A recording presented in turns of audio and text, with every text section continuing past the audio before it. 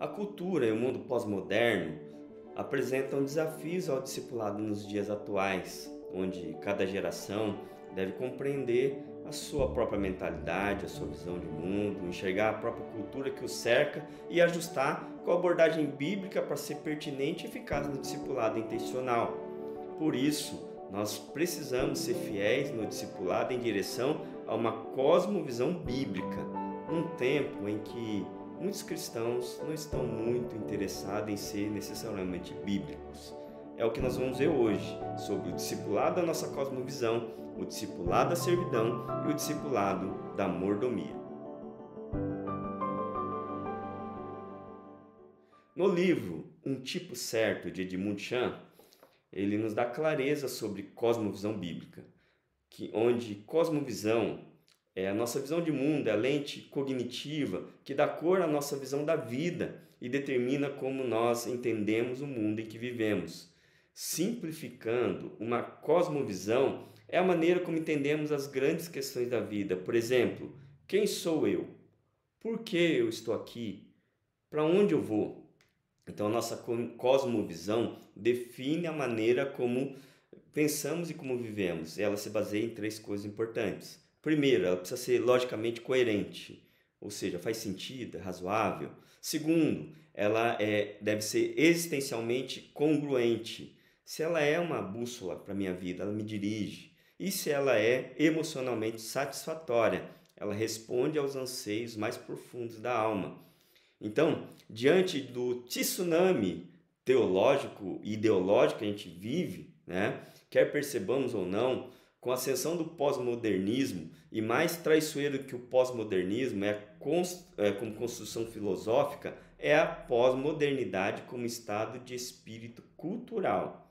Em outras palavras, é o risco de uma simplificação e o relativismo excessivo das doutrinas, da teologia, dos conceitos, dos valores, né, inclusive os valores cristãos.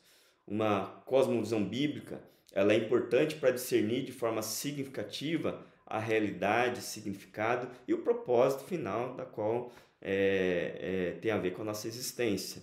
E existem pelo menos 5 características desse desenraizamento teológico. Primeiro, o aumento do analfabetismo bíblico.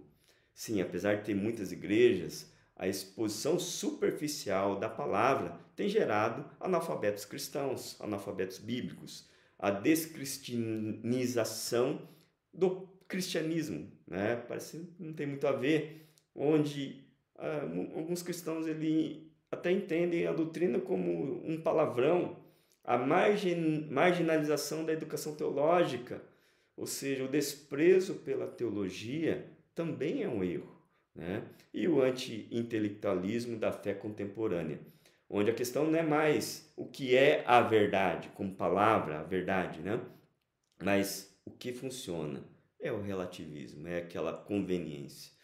O quinto item, o comprometimento da nossa cosmovisão, onde várias visões surgem para suprir a falta de uma cosmovisão saudável, bíblica, cristocêntrica. Então, suposições não examinadas moldam os contornos intelectuais de uma geração preguiçosa, manchando o panorama moral e espiritual da alma.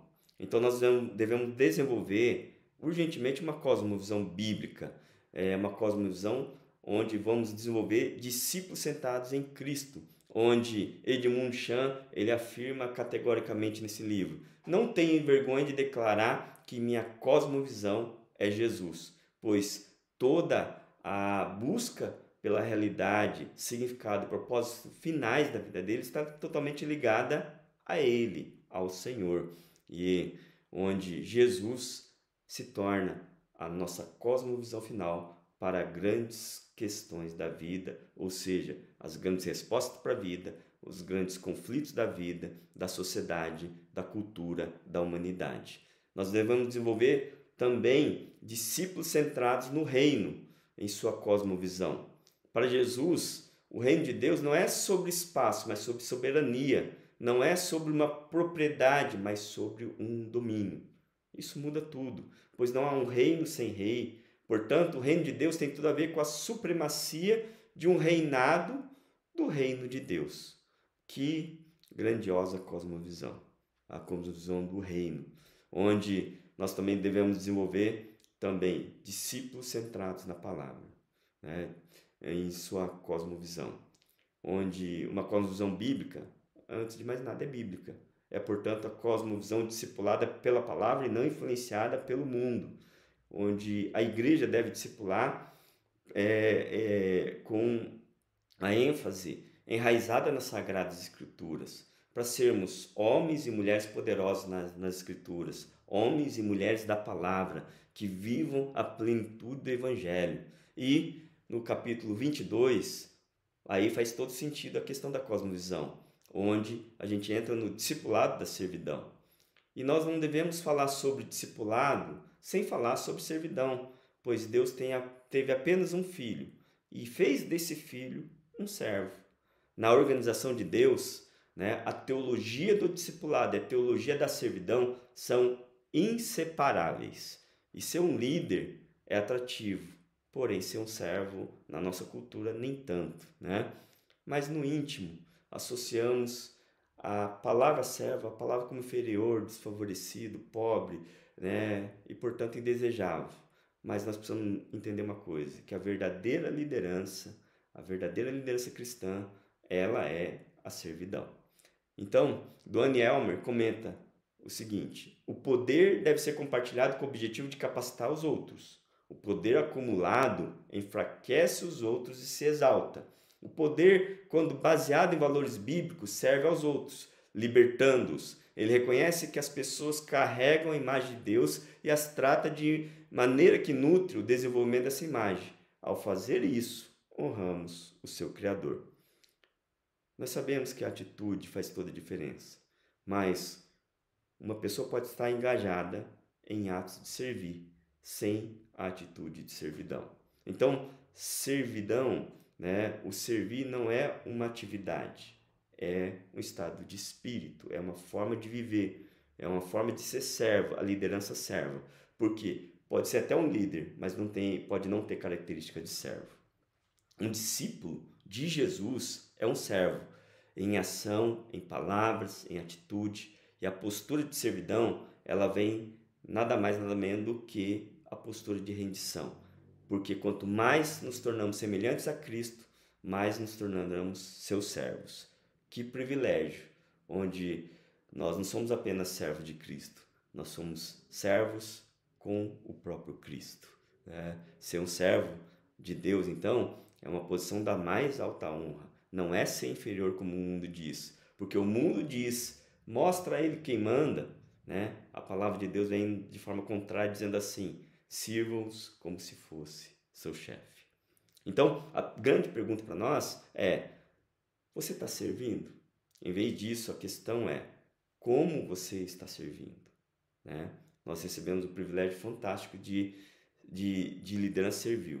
Então, por que nós vamos nos contentar com esses padrões do mundo, que se dizem superiores, mas na verdade são inferiores? E o capítulo 23 vai falar do discipulado da mordomia. O dinheiro é um assunto importante no discipulado, né? E existem 3 teologias aqui importantes para a gente observar. Teologia da pobreza, onde o dinheiro é inerentemente mal e, portanto, ser pobre é ser espiritual. A teologia da prosperidade, onde o dinheiro é um dom de Deus, ser rico é ser abençoado. E a teologia da provisão, onde ele nos confiou para serem administradas todos os recursos com sabedoria. Agora, uma pergunta: Deus quer que sejamos mordomos bons e sábios de tudo que possuímos? A resposta certa é não. Tá? Por quê? Porque Deus não quer que sejamos mordomos bons e sábios de tudo que possuímos. Antes, Deus quer que sejamos mordomos bons e sábios de tudo que Ele possui e o que Ele nos confia. Entendeu a diferença? Né? Então, a teologia da provisão é a teologia da mordomia. Deus nos abençoa para sermos uma bênção, porque Ele é o dono de tudo e nós somos os seus mordomos. Então, que nós possamos viver essa mordomia na prática, não sermos calculistas com Deus, seja fiel no dízimo, fiel nas pequenas coisas, né? Não se sobrecarregue fazendo tantas coisas e ficando sobrecarregado com dívidas. Viva abaixo dos seus recursos para que forma que você possa doar, ser generoso, simplifique a sua vida, não fique contente com coisas simples, né? E ame as pessoas e use o dinheiro, não o contrário, tá? Para que você seja bênção. E porque quando nós ficamos presos no acúmulo das coisas, perdemos a visão do discipulado, da mordomia, da servidão, e a cosmovisão bíblica também se perde. Nós perdemos o verdadeiro significado da vida, a verdadeira importância, o verdadeiro propósito na vida. Então decida hoje como você viverá a sua vida. Você é dono ou você é um mordomo de Deus? Porque ser mordomo é um grande privilégio.